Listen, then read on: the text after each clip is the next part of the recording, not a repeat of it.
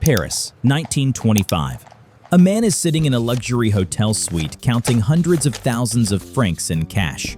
He just sold the Eiffel Tower, and he never owned it. His name is Victor Lustig. The 6 businessmen who just paid him think he's a French government official, a deputy director from the Ministry of Posts and Telegraphs. Important, legitimate, powerful. They have no reason to doubt him.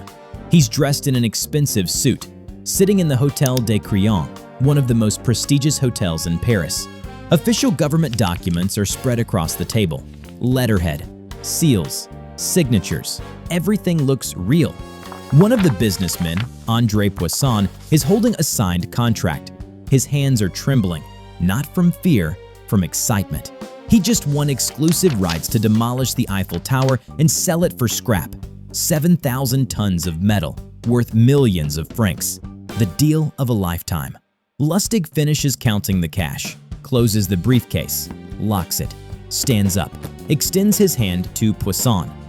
Congratulations, Mr. Poisson. The tower is yours. Demolition permits will arrive within 2 weeks. They shake hands. Poisson is beaming. He's going to be rich, famous. The man who bought Paris's most iconic landmark.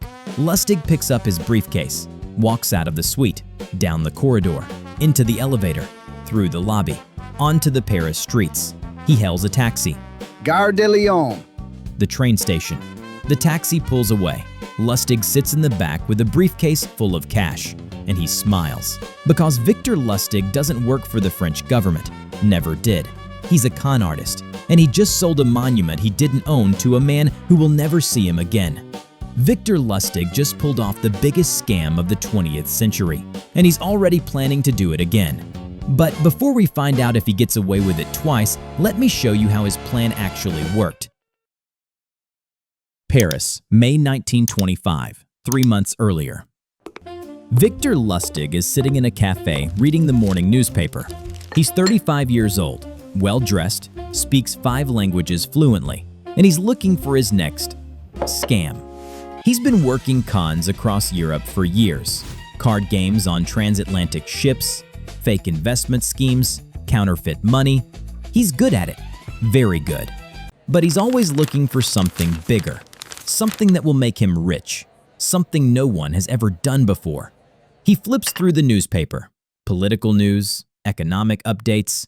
Then he stops. An article catches his eye. The headline reads, Eiffel Tower falling into disrepair. He reads it carefully. The article explains that the Eiffel Tower is deteriorating, built in 1889 for the World's Fair, never meant to be permanent. Now, 36 years later, it's rusting, falling apart.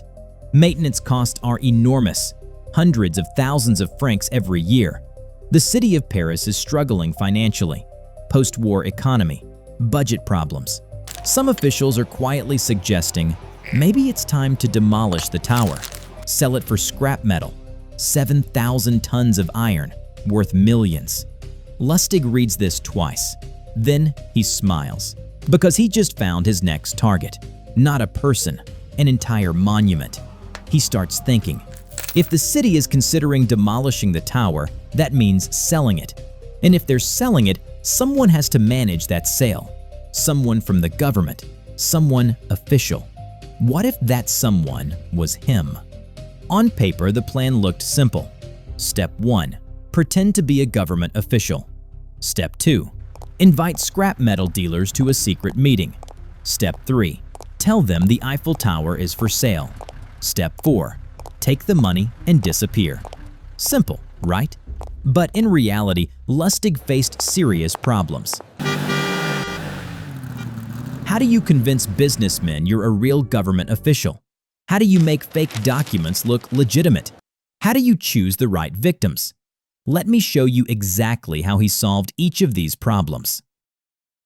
Lustig has the plan. Now he needs to make it real. And that means solving 3 critical problems. Problem 1. Government documents. Lustig can't just walk into a meeting and say, I'm a government official. He needs proof. Letterhead, seals, signatures, documents that look absolutely legitimate.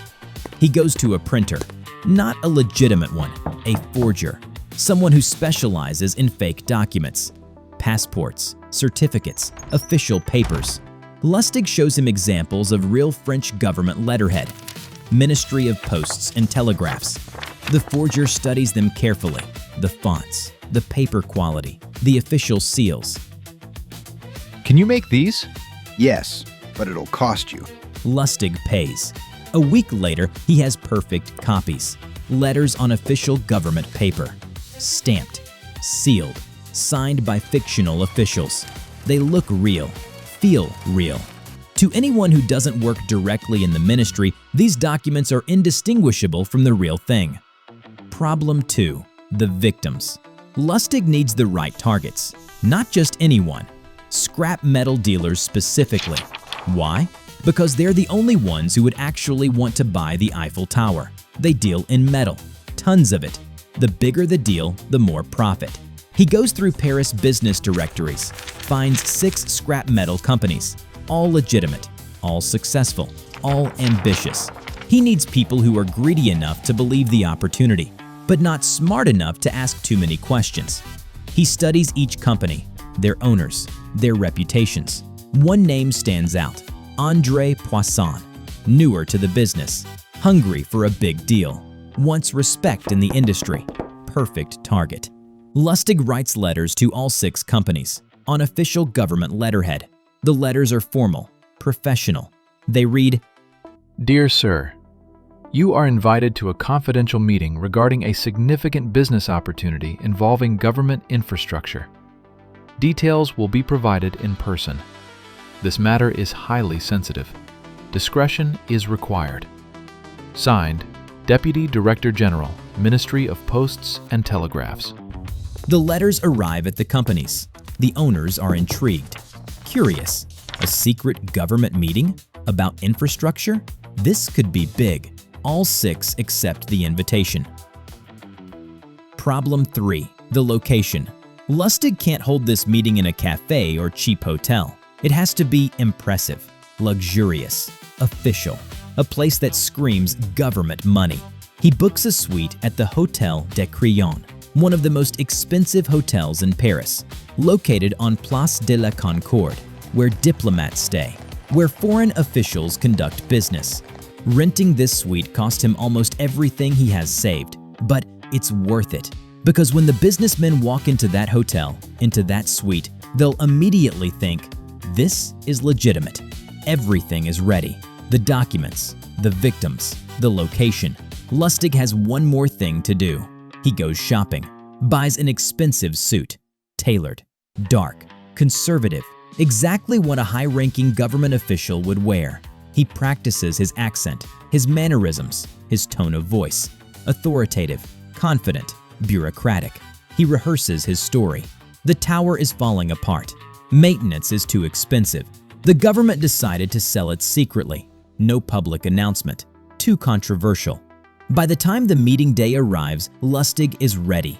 He looks like a government official, sounds like one, has documents that prove it. The scrap metal dealers have no reason to doubt him.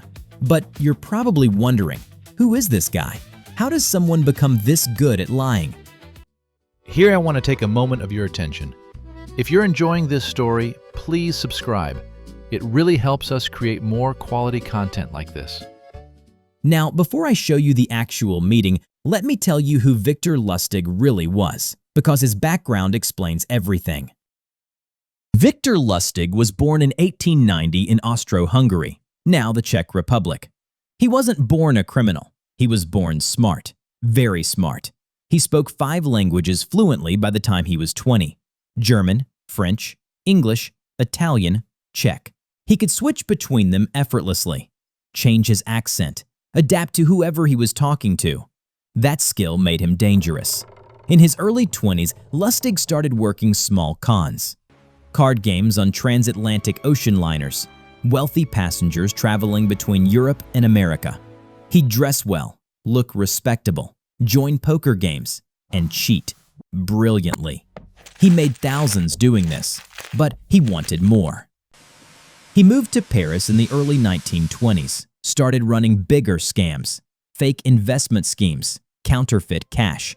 He once convinced a wealthy banker that he had a money box, a machine that could duplicate dollar bills. The banker paid $30,000 for the box. Lustig demonstrated. Put a real $100 bill in the box. 6 hours later, opened it. 2 perfect $100 bills inside. The banker was amazed, bought the box, took it home. What he didn't know, Lustig had preloaded the box with 1 duplicate bill. After that wore off, the box produced nothing. By the time the banker realized he'd been scammed, Lustig was gone. That's who Victor Lustig was, a master manipulator, someone who understood human psychology better than most people understood themselves. He knew one critical thing: people see what they want to see. If you give someone an opportunity to get rich, they'll ignore red flags, overlook inconsistencies, believe the impossible. And that's exactly what he was about to use on 6 scrap metal dealers. Because right now, those 6 men are walking into the Hotel de Crillon. They're about to meet Deputy Director General Victor Lustig, and they have no idea what's coming. Hotel de Crillon, Paris, June 1925. 6 scrap metal dealers walk into the luxury suite. They're nervous, excited, curious. A secret government meeting about infrastructure? This could be huge. Victor Lustig is already there, standing near the window, dressed in an expensive dark suit, hair perfectly combed, posture straight, confident. He looks exactly like a high-ranking government official. The men enter. Lustig greets each one, firm handshakes, professional, polite. He directs them to sit. They take seats around a large table. Official documents are spread across it. Letterhead, seals, maps. Everything looks legitimate. Lustig begins. Gentlemen, thank you for coming. What I'm about to tell you is highly confidential. The French government has made a difficult decision. He pauses, lets the tension build. The Eiffel Tower is falling apart. Maintenance costs are unsustainable.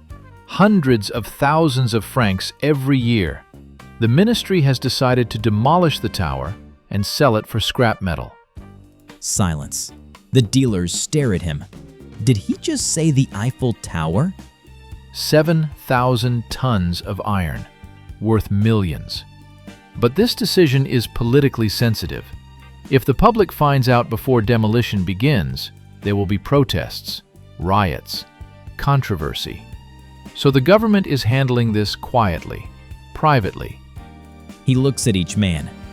You 6 have been selected to submit sealed bids. The highest bidder wins the exclusive contract to dismantle and salvage the tower. The room is buzzing now. Whispers, excitement. This is the opportunity of a lifetime. One dealer raises his hand. When would demolition begin? Within 3 months, pending contract finalization. Another question. How do we verify this is legitimate? Lustig smiles, slides documents across the table, official letters, ministerial approval, signed authorizations. The dealers examine them. Everything looks real, because it is real. Real fake documents, perfect forgeries. To ensure full transparency, Lustig continues, I've arranged a private tour of the tower tomorrow morning. You'll inspect the structure, assess the metal quality, ask any technical questions. The dealers nod. This is serious, official. A government tour of the Eiffel Tower? That's not something a scam artist could arrange. They agree to the tour. Lustig dismisses the meeting. Prepare your bids. We'll discuss details after the inspection. The men leave, excited, already calculating profits. Lustig watches them go, then smiles, because tomorrow's tour is where he'll choose his victim and make the real move. Paris, next morning. Lustig and the 6 dealers meet at the base of the Eiffel Tower. It's early. Tourists haven't arrived yet. The tower stands above them. Massive. Iron beams stretching into the sky. 7,000 tons of metal. The dealers are looking up, calculating, imagining the profit. One of them turns to Lustig. How did you arrange this? The tower is normally crowded. Lustig smiles. Government access. We have privileges the public doesn't. The truth? Lustig didn't arrange anything. The Eiffel Tower is a public monument. Anyone can visit. He simply told the dealers to meet him early, before the crowds, before ticket booths open. They assumed he had special government access. He didn't. He just picked the right time. They walk around the base. Lustig acts like he owns the place, points at different sections. This area will be the easiest to dismantle. Support beams here are already weakened by rust. He's making it up, all of it, but he sounds confident, authoritative, like someone who's studied engineering reports. The dealers take notes, ask technical questions. How much of the iron is salvageable? Approximately 90%. Some sections will need to be scrapped due to corrosion, but the majority is high-quality metal. What's the timeline for demolition? 3 months from contract signing. We'll need to work quickly to avoid public attention. Every answer sounds official, professional. The dealers believe every word. They walk to the elevators, right up to the first platform. The view of Paris spreads below them. The dealers are impressed, excited. This is real. They're standing on the structure they're about to buy. Lustig watches them carefully. He's studying each man, their reactions, their questions, their body language. He's looking for one specific type of person, someone ambitious, someone greedy, someone who wants this deal so badly they won't ask too many questions. His eyes land on André Poisson. Poisson is newer to the scrap metal business, younger than the others, asking more questions than anyone else, trying to prove himself perfect. After the tour, they return to ground level. Lustig addresses the group. Gentlemen, submit your sealed bids by tomorrow evening. The ministry will review them and select the winner within 48 hours. The dealers thank him, shake his hand, leave. All except Poisson. Poisson lingers, approaches Lustig privately. Sir, may I speak with you? Confidentially? Lustig nods. They step aside. Poisson looks nervous. I want to win this contract. It would establish my company's reputation. Is there anything I can do to improve my chances? Lustig pretends to hesitate, looks around, lowers his voice. Mr. Poisson, I shouldn't tell you this, but I'm a poorly paid government official. My salary barely covers expenses. If you want to guarantee your bid succeeds, perhaps we could arrange something. Poisson understands immediately. A bribe. And here's the genius of Lustig's plan. By asking for a bribe, he's making the scam more believable. Because that's how government works, right? Officials take bribes. This proves he's real. Poisson nods eagerly. Of course. How much? Enough to make it worth my risk. They agree on an amount, a substantial bribe, on top of Poisson's bid for the tower. Poisson leaves, confident, excited. He just secured the deal of a lifetime. Lustig watches him go. In 2 days, there will be a final meeting at the Hotel des Crayons. Lustig will announce the winner of the tender.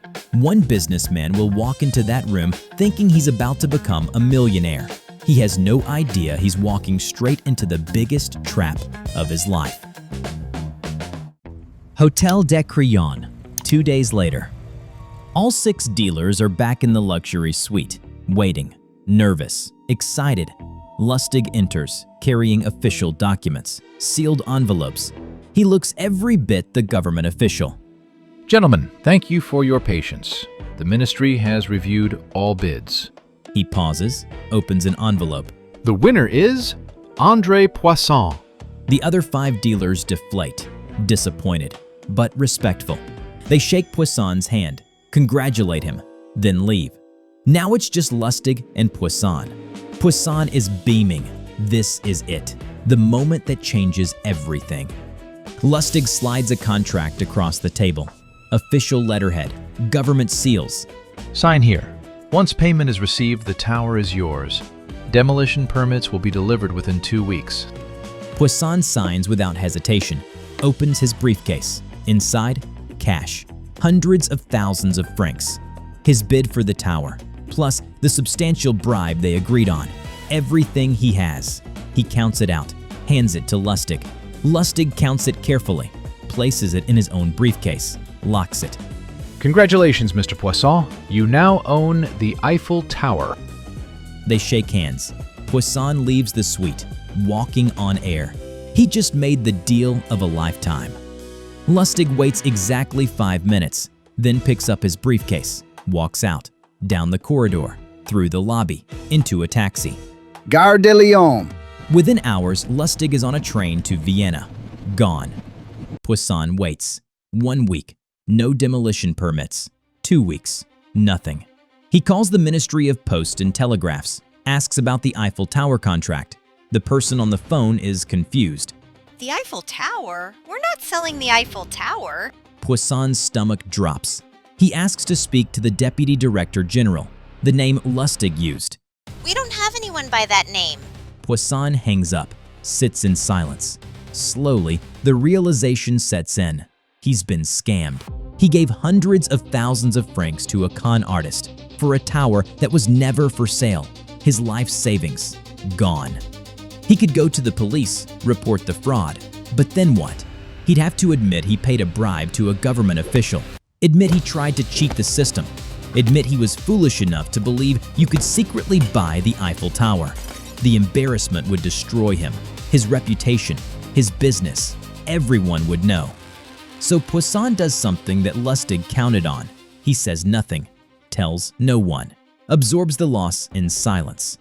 Lustig is in Vienna, watching, waiting, reading every French newspaper. Weeks pass. No news about the scam, no police, no investigation. Poisson kept quiet. Now, if you think Lustig learned his lesson and retired, you don't understand con artist, because success is dangerous. He got away with it once, made a fortune, faced 0 consequences. So naturally he's thinking, why not do it again? 6 months later, Victor Lustig returns to Paris. Same city, same scam, same target, the Eiffel Tower. He rents another luxury suite, creates new fake documents, contacts a different group of scrap metal dealers, tells them the same story. The tower is falling apart. The government is selling it secretly. Submit your bids. They believe him, just like the first group. Lustig arranges another tour, another meeting, another contract.